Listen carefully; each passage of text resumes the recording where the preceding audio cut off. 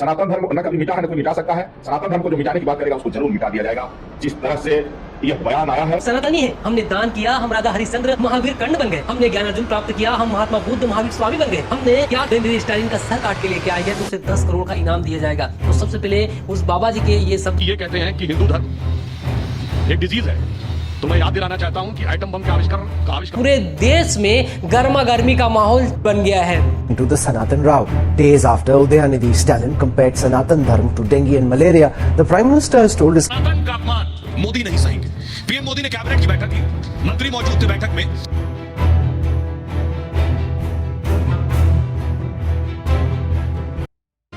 Hello guys, मैं हूं बिशन और स्वागत है आज की इस वीडियो में। और आज हम बात करने वाले हैं कि उदयनिधि स्टालिन इस समय विवादित में क्यों घिरे हुए हैं, सनातन धर्म क्या है, और हर व्यक्ति को सनातन धर्म के बारे में कुछ थोड़ा बहुत तो पता होना ही चाहिए। और जो उदयनिधि स्टालिन है उन्होंने किस तरीके से विवादित टिप्पणी की है, सनातन धर्म को कोरोना वायरस, डेंगू और मलेरिया से जोड़ा है और इस पर विवादित टिप्पणी करके पूरा राजनीतिक माहौल को गर्मा दिया है। तो सबसे पहले आप वो वीडियो देखिए, उसके बाद हम बात करते हैं। இவற்றை நாம் ஒழிக்கத்தான் வேண்டும், எதிர்க்க முடியாது.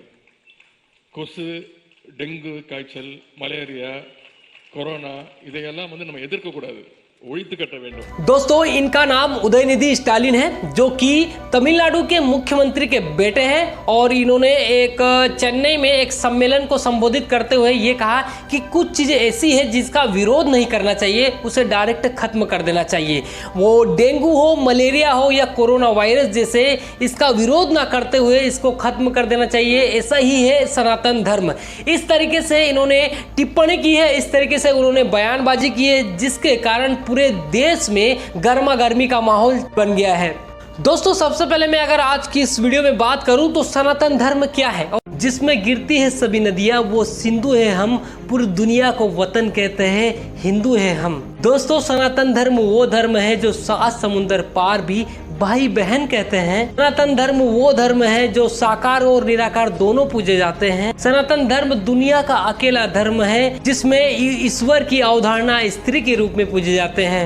हम सनातनी हैं, हमने दान किया, हम राजा हरिश्चंद्र महावीर कर्ण बन गए, हमने ज्ञानार्जुन प्राप्त किया, हम महात्मा बुद्ध महावीर स्वामी बन गए, हमने क्या किया तो दुनिया ने हमें पुरुषोत्तम राम कह के पूजा। लेकिन हमारे सनातन का अपमान हुआ तो हमें शिखा खोलते देर न लगी। हमारी उंगलियों में वो तड़प है कि जिसकी धुन सुनकर राधा नाचती थी, अगर वही उंगलियों में सुदर्शन चक्र आ जाए तो धरती थर थर कांपती थी। दोस्तों, ये है सनातन धर्म और हर हिंदू को ये जान लेना जरूरी है कि सनातन धर्म क्या है। हर वेद पुराण में, प्राचीन वेद पुराण में सनातन धर्म का बहुत ही विस्तृत वर्णन है।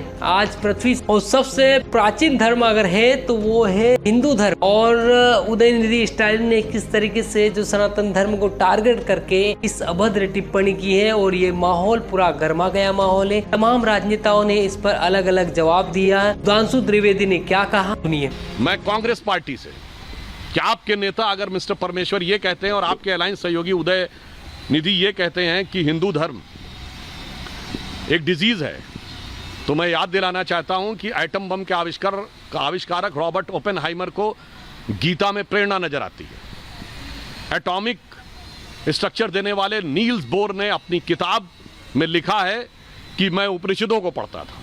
रॉकेट साइंस के फादर वर्नर वॉन बॉन के गुरु हरमन ओबर्ट ने लिखा है कि मैं वेदों को पढ़कर चीजों को लेता था।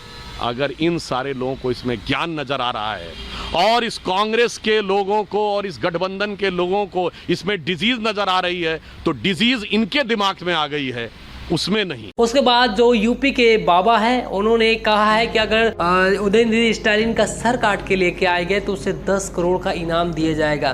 तो सबसे पहले उस बाबा जी के ये शब्द सुनिए, उसके बाद फिर आगे हम बात करते हैं। और हमने 10 करोड़ रुपए की जो है पुरस्कार राशि भी घोषित किया है जो उसका सिर काटेगा।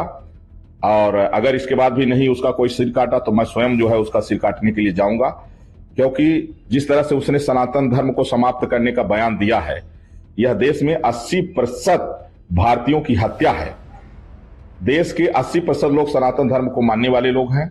अगर दूसरे धर्म के विषय में इस तरह का वो बयान दिए होते तो अभी तक उनके चिथड़े चिथड़े उड़ जाते। और जब तक या तो वो क्षमा मांगे, और क्षमा नहीं मांगेंगे तो जब तक उनका मैं गर्दन नहीं काट लूंगा तब तक चैन से नहीं बैठूंगा। सनातन धर्म जो है, अगर 1 लाख वर्ष पहले चले जाइए तो कोई धर्म ही नहीं था, केवल सनातन धर्म ही था। बाकी सारे धर्म जो है तो 2-2.5 हजार वर्ष के अंदर बने हुए हैं। सनातन धर्म का न कोई आदि है न कोई अंत है। सनातन धर्म न कभी मिटा है न कोई मिटा सकता है। सनातन धर्म को जो मिटाने की बात करेगा उसको जरूर मिटा दिया जाएगा। जिस तरह से यह बयान आया है इसको क्षमा नहीं किया जाएगा। उदयनिधि अगर क्षमा नहीं मांगे तो उनका गर्दन जरूर कटेगा। करते हैं। तो देखा दोस्तों किस तरीके से सनातन धर्म पर अभद्र टिप्पणी करने से ये माहौल और ज्यादा गर्मा गया है। तो गाइस मैं अगर बात करूं उदयनिधि स्टालिन की, तो 2008 में इन्होंने अपने करियर की शुरुआत की। ये सबसे पहले फिल्म क्षेत्र में आए, वहाँ प्रोड्यूसर रहे, वहाँ डायरेक्टर रहे, उसके बाद वहाँ पर काम किया और उसके बाद 2019 में इन्होंने फाइनली लोकसभा चुनाव में राजनीति क्षेत्र में अपना करियर शुरू किया। उन्होंने लोकसभा में प्रचार की जिम्मेदारी निभाई और वहाँ से अपने करियर की शुरुआत की। थोड़ा और पीछे चाहे तो अन्नादुराई है, 1967 में इस पार्टी के संस्थापक। इस पार्टी का नाम है डीएमके यानी द्रविड़ मुनेत्र कड़गम, इस पार्टी का नाम है। और ये इस पार्टी की शुरुआत 1967 से मानी जाती है। इस पार्टी के संस्थापक है अन्नादुराई, और अन्नादुराई के बाद इनकी कमान संभाली करुणानिधि स्टालिन ने, और करुणानिधि स्टालिन के बाद एमके स्टालिन यहाँ के मुख्यमंत्री बने, और एमके स्टालिन के जो बेटे का नाम उदयनिधि स्टालिन, जो इस समय चर्चा में है। उदयनिधि स्टालिन अभी फिलहाल वहाँ के मंत्री हैं, युवा खेल विकास के मंत्री हैं तमिलनाडु सरकार में, और वहाँ मंत्री रहकर उन्होंने चेन्नई में एक सभा को संबोधित करते हुए कहा कि कुछ चीजें ऐसी है जिसे हम समाप्त कर देनी चाहिए। डेंगू, मलेरिया, कोरोना वायरस और सनातन धर्म, इसे हम समाप्त कर देना चाहिए। इस तरीके से अभद्र टिप्पणी की है, और टिप्पणी करने के बाद ये माहौल काफी गर्माया गया है, और सभी जो राजनेता है उन्होंने अपने अलग अलग बयान दिए हैं इस विषय को लेकर। तो उदयनिधि स्टालिन के खिलाफ अलग अलग राज्यों में एफआईआर भी दर्ज हो चुकी है, और आगे क्या होने वाला है ये तो आगे वक्त ही बताएगा। लेकिन इस तरीके से जो अभद्र टिप्पणी की है ये कहीं ना कहीं गलत है। नए हो तो चैनल को सब्सक्राइब करना ना भूलें। आज तक के लिए इतना ही। जय हिंद।